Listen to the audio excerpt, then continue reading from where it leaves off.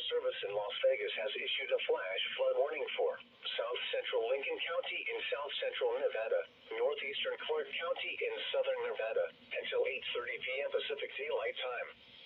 At 5:22 p.m. Pacific Daylight Time, Doppler radar indicated thunderstorms producing heavy rain across the warned area.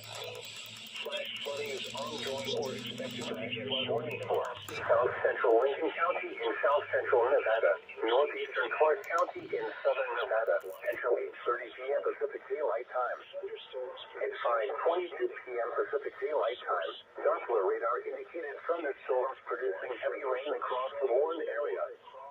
Flash flooding is ongoing or expected to begin shortly across State Route 168 between Highway 93 and Interstate 15. Hazard, life-threatening flash flooding. Thunderstorms producing flash flooding.